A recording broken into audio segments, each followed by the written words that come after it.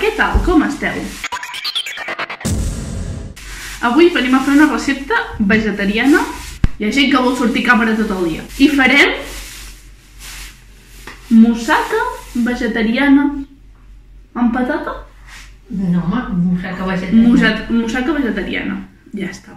Nosaltres normalment la fem en lloc de patata amb soja texturitzada, però la gent no sé per què al súper va acabar la soja texturitzada, que dius, en quin moment s'acaba això?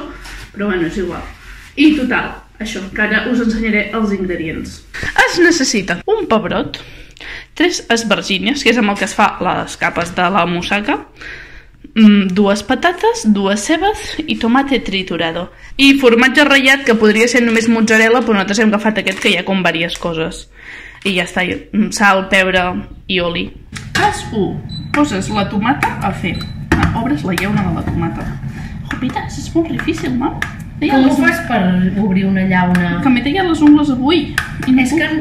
Ah, no, vale. Quin fàstic. L'he de tirar tota? Sí, perquè redueix molt. S'han d'anar pelant les coses i després les talles a quadradets, i de les aspergínies només en talles una, perquè les altres les fa... O sigui, una a quadradets i les altres les tallarem a làmines.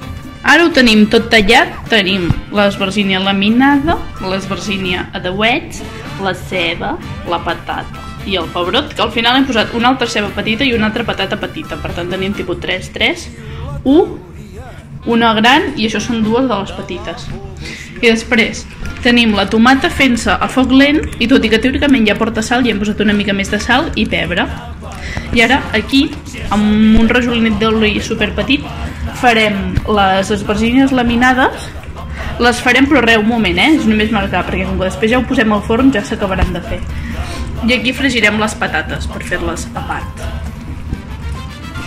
Sembla estrafolària aquesta teoria, però es fonden uns fets que veiem cada dia. Hi ha moltes patates que estan mig grillades, igual com els homes ho estan a vegades. Quan veiem que un home té un nas que esparvera, tots diem refotre, quina patatera.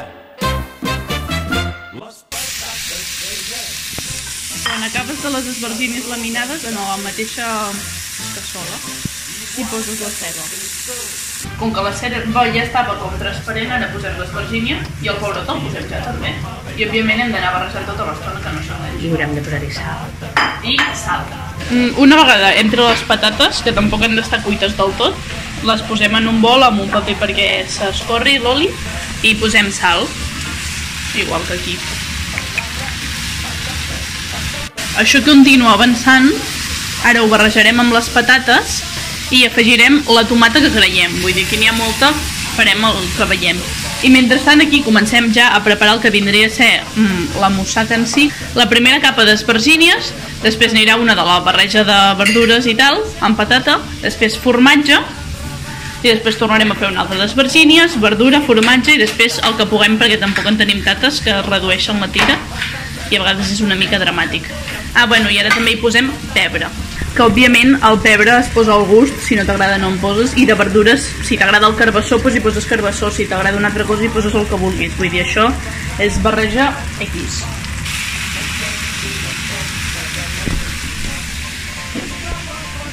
Violeta, tu ets el millor pinxer de la història. Per això quan et moris et dirà el mossèn in fecula feculorum.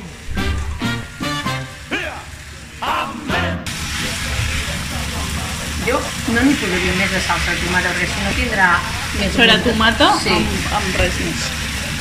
La tomata va per lligar, però que puguis notar el gust de l'altre. Bueno, ara tenim la primera capa de verdures i ara hi posarem el formatge. I ara és el moment de començar a preescalfar el forn a 120 graus. No, perquè total no el farem gratinar. Doncs no sé, però el comenceu a enxufar, vaja. Ara tenim el formatge i farem la nova capa d'aspergínia laminada. Aquí tenim les aspergínies, les verdures, le fromage, l'última capa d'aspergínies Última capa de verdures. I amb l'última capa de formatge s'ha de ser especialment generós perquè com que ho gratinarem, doncs ha de quedar tot ben cobert.